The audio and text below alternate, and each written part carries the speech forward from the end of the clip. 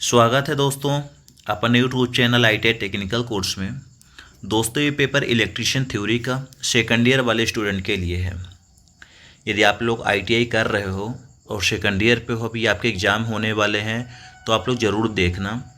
आपके जो अभी निमी पैटर्न से रिलेटेड जो पिछले बार क्वेश्चन आया था, तो यहीं से सबसे ज़्यादा क्वेश्चन पूछा गया था। तो आप लोग तैयारी अपनी अपनी बना लेना अच्छे से।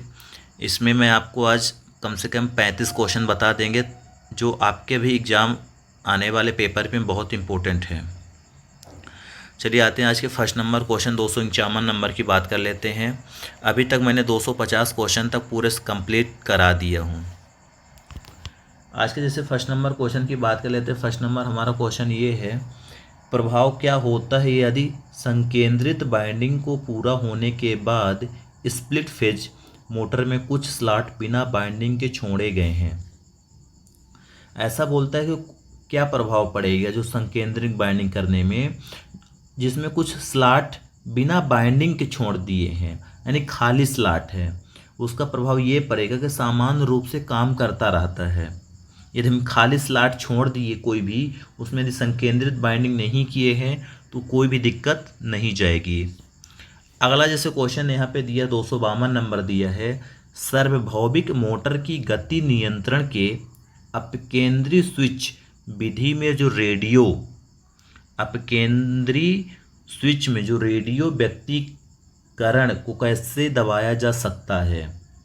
तो इसका भी करेक्ट आंसर ए नंबर होगा। अपकेंद्री स्विच के दोनों ओर कैपेसिटर जोड़कर क्या होता है, जो रेडियो व्यक्तिकरण होता है अपकेंद्री स्विच लगाने पर, तो अपन लोग क्या करेंगे, तो उसको रोकने के लिए हम लोग दोनों साइड कैपेसिटर जोड़ कर उसको रोक सकते हैं। जैसे अगला क्वेश्चन हमारा यहाँ पे दिया है 253 नंबर। 253 नंबर क्वेश्चन ये है, एक आदर्श अल्टरनेटर में EMF फेज की गणना करने के लिए किस सूत्र का उपयोग किया जाता है। यानी एक आदर्श अल्टरनेटर है, उसमें से जो EMF होता है, EMF का फार्मूला, EMF निकालने के लिए जो फार्मूला यूज करते हैं अपन लोग, ये करते हैं E बराबर 4.445 FT। नेक्स्ट क्वेश्चन की बात कर लेते हैं। हमारा नेक्स्ट क्वेश्चन ये है 254 नंबर, अल्टरनेटर में प्रेरित EMF की दिशा खोजने के लिए किस नियम का उपयोग किया जाता है। जो अल्टरनेटर होता है, अल्टरनेटर में प्रेरित EMF, उत्पन्न EMF की जो दिशा होती है कि कैसा हमारा EMF उत्पन्न हुआ है, उसको खोजने के लिए जो हम लोग नियम का यूज करते हैं, उस नियम का नाम है कि फ्लेमिंग के दाहिने हाथ का नियम। यानी हम लोग फ्लेमिंग के राइट हैंड नियम का यूज करके अल्टरनेटर में प्रेरित EMF की दिशा एक जांच कर सकते हैं। जैसे 255 नंबर ये दिया गया है कि अल्टरनेटर के भाग का नाम, ये अल्टरनेटर है, इस अल्टरनेटर के भाग का अपन को नाम बताना है। तो ये अल्टरनेटर जो है, इस अल्टरनेटर भाग यानी पार्ट्स ऑफ ए अल्टरनेटर, तो इसका राइट आंसर होगा C नंबर होगा, मेन प्लूप रोटर होगा, यानी मुख्य ध्रुव रोटर, सेलिएंट पोल रोटर इसको बोल सकते हो, क्योंकि ये इसकी जो चौड़ाई होती है ज़्यादा होती है सेलिएंट की, जो सिलेंड्रिकल होता है तो कुछ लंबा होता है। ये हमारा सिलेंड्रिकल है, सॉरी सेलिएंट पोल रोटर है। Right answer C number correct हो जाएगा। अगला प्रश्न है 256 नंबर जैसे दिया गया है, अल्टरनेटर के EMF समीकरण की गणना करने का फार्मूला। जो अल्टरनेटर है, अल्टरनेटर के जो EMF होता है, EMF समीकरण होता है, EMF का समीकरण फार्मूला क्या होगा। इसका जो राइट आंसर होगा EMF समीकरण का फार्मूला अल्टरनेटर के लिए, ये होगा C नंबर करेक्ट।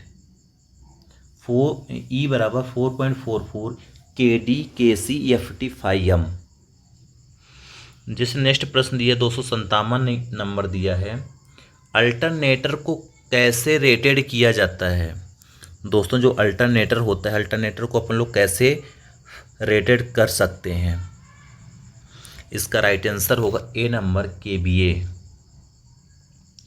अगला प्रश्न है 258 नंबर, अल्टरनेटर में प्रतिशत वोल्टेज विनिमय की गणना करने के लिए किस सूत्र का उपयोग किया जाता है। जो अल्टरनेटर में प्रतिशत वोल्टेज विनिमय करने का जो फार्मूला होता है, इसका राइट आंसर होगा बी नंबर करेक्ट। भी नो लोड माइनस भी फुल लोड बटे भी फुल लोड 100 इंटू 100, ये होता है वोल्टेज रेगुलेशन का फार्मूला। ठीक, अगला जैसे क्वेश्चन दिया 259 नंबर दिया है, और 259 नंबर ये दिया कि 1000 आरपीएम पर 6 ध्रुवों यानी 6 पोल वाले एक अल्टरनेटर की आपूर्ति आवृत्ति, 6 पोल वाले अल्टरनेटर की फ्रीक्वेंसी क्या है? इसका राइट आंसर होगा सी नंबर 50 हर्ट्ज। अगला प्रश्न दिया है 260 नंबर, 50 हर्ट्ज की फ्रीक्वेंसी पर 2 पोल वाले एक अल्टरनेटर की गति की गणना करें। जो 50 हर्ट्ज की फ्रीक्वेंसी है और 2 पोल वाला अल्टरनेटर है, इसकी जो फ्रीक्वेंसी है, इसकी जो गति है यानी स्पीड निकालना है। 2 पोल मशीन 50 हर्ट्ज फ्रीक्वेंसी, इसका राइट आंसर होगा सी नंबर 3000 आरपीएम। स्पीड निकालने के लिए सबको फार्मूला पता होना चाहिए कि एफ इंटू पी बटे 120 कर दोगे तो आपका स्पीड निकल जाएगी।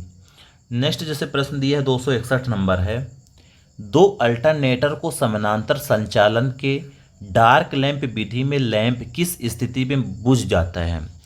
अपन लोग पैरेलल पे 2 अल्टरनेटर को लगाते हैं लोड को सहने के लिए। ठीक, अब जब पैरेलल पे लगाते हैं तो उसमें कुछ टेस्टिंग की जाती है।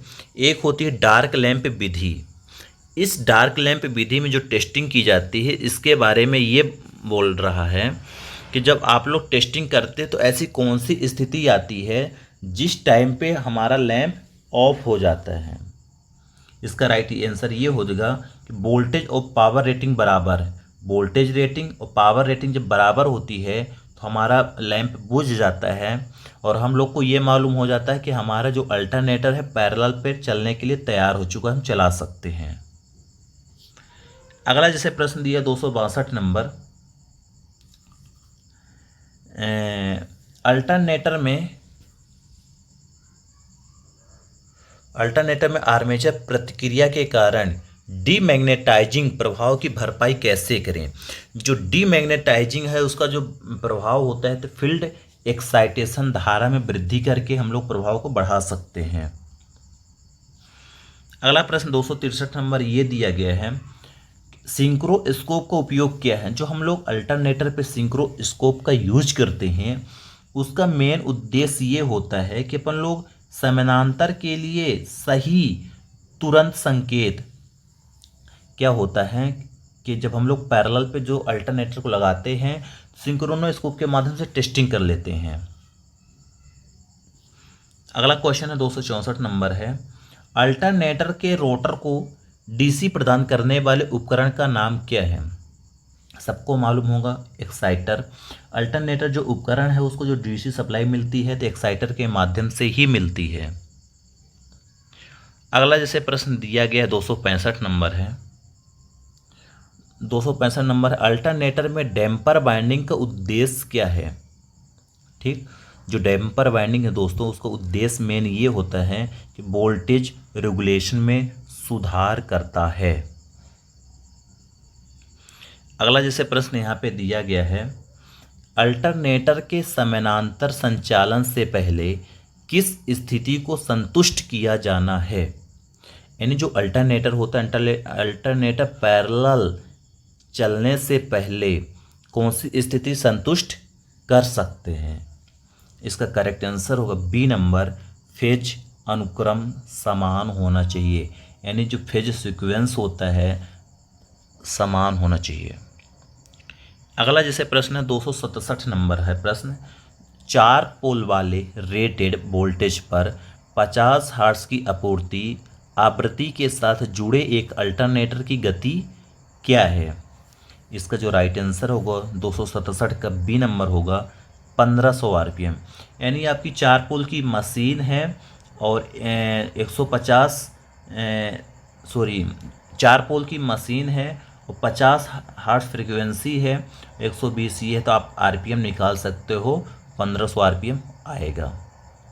अगला जैसे क्वेश्चन है 268 नंबर है, दो अल्टरनेटर को समानांतर होने के दौरान दो लैंप किस हालत में जलते हैं और एक लैंप बुझ जाता है। जब दो अल्टरनेटर को अपन लोग पैरेलल पे लगाते हैं तो ऐसी कौन सी स्थिति आती है जो कि एक लैंप बुझता हो और एक लैंप जलता है। तो दोस्तों इसका जो राइट आंसर होगा 268 नंबर का वो होगा बी नंबर करेक्ट। वोल्टेज और फ्रीक्वेंसी समान होनी चाहिए, वोल्टेज एंड फ्रीक्वेंसी इक्वल होगी तभी अपन लोग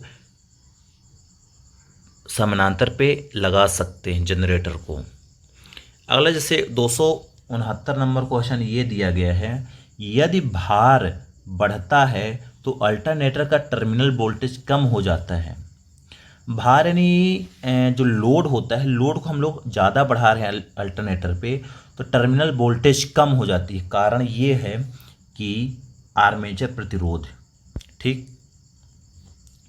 अगला जैसे प्रश्न 270 नंबर दिया है, एसी जनरेटर में डैम्पर वाइंडिंग का उपयोग करने का उद्देश्य।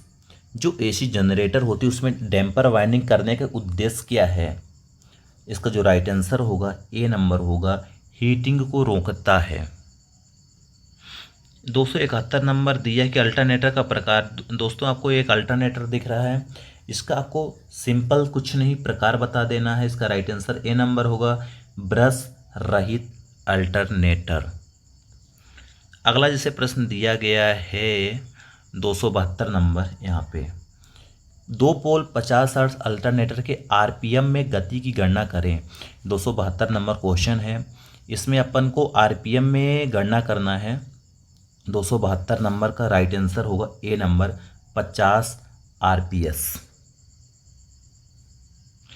नेक्स्ट क्वेश्चन है 273 नंबर दिया है, घूर्णन क्षेत्र प्रकार अल्टरनेटर का उपयोग करने का क्या फ़ायदा है। रोटेटिंग जो अल्टरनेटर का है तो उसको फ़ायदा बताना है। इसको 273 नंबर का राइट आंसर होगा डी नंबर।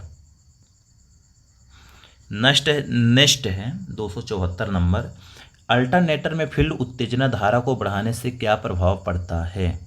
274 का राइट आंसर होगा ए नंबर करेक्ट, विचलन को रोकता है। आगे का क्वेश्चन 275 नंबर ये है, अल्टरनेटर पर 30 डिग्री कोण के साथ 36 स्लॉट 4 पोल घुमावदार के लिए पिच फैक्टर की गणना करें। इसका भी राइट आंसर होगा बी नंबर। नेक्स्ट प्रश्न है 276 नंबर, अल्टरनेटर में हीटिंग के प्रभाव का कारण। दोस्तों जो अल्टरनेटर में हीटिंग होती है उसके प्रभाव का कारण ये है लोड में निरंतर उतार चढ़ाव। क्या होता है, लोड में हम बार बार कम ज़्यादा करेंगे तो हीट होगा ही होगा।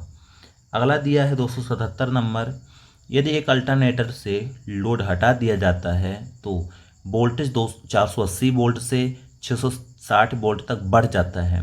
वोल्टेज रेगुलेशन प्रतिशत में गणना करें।